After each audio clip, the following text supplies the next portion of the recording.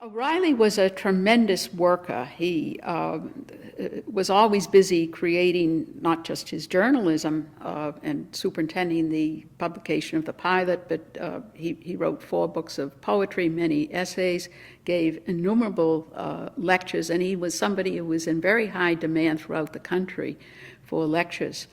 And he was very generous with his time. And it was not too long after he completed a very, very long transatlantic journey that took him all the way to California that O'Reilly returned in the summer of 1890 feeling very exhausted from his travels.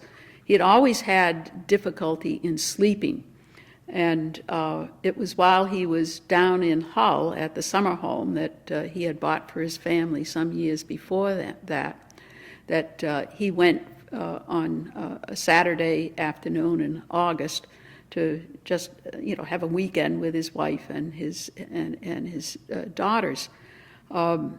His wife was an invalid, and more or less an invalid, and she had a lot of trouble sleeping, and therefore had medicines to assist her.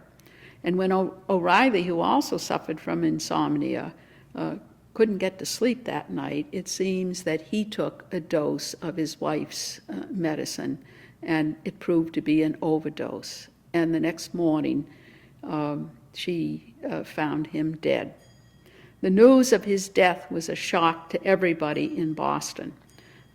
It was headline news. The news reached New York, it reached Washington, and O'Reilly was lamented throughout the country for this great loss.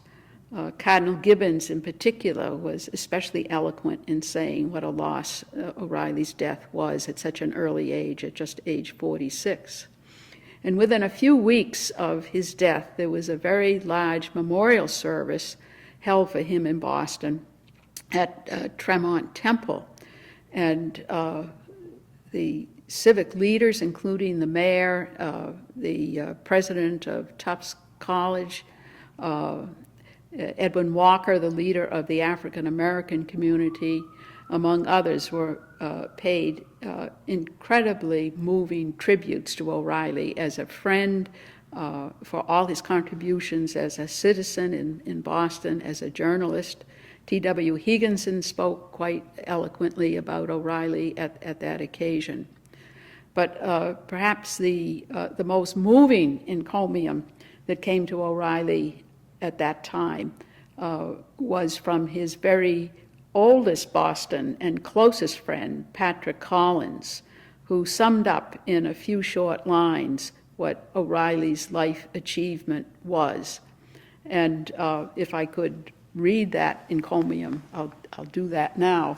Collins said, "He was branded an outcast some 20 years ago, stranded in a strange land, friendless and penniless, today wept for all over the world where men are free or seeking to be free. For his large heart went out to all in trouble, and his soul was the soul of a freeman. All he had he gave to humanity and asked no return. He was Irish and American, intensely both, but more than both. The world was his country, and mankind was his kin." The love and esteem that O'Reilly commanded from the Boston community was certainly apparent by the public subscription that was taken to build a memorial to him here in Boston. That memorial, which sits just across the street from this building, was done by the noted sculptor Daniel Chester French. And this was the first memorial that was ever constructed for an Irishman in the city of Boston. The memorial is very beautiful and symbolic. It has a great deal of allegory in it. The sculptured figure of Ireland is surrounded by the figures of poetry and prose. Very, very appropriate, because poetry and patriotism go hand in hand. So this is a very, very fitting tribute to John Boyle O'Reilly, I think. And particularly its siting at the Fenway is important because O'Reilly, among his other characteristics, was a great outdoors man. And probably his spirit rests content that he's in the great outdoors, not too far from the Charles River, where he frequently rode and where he took long walks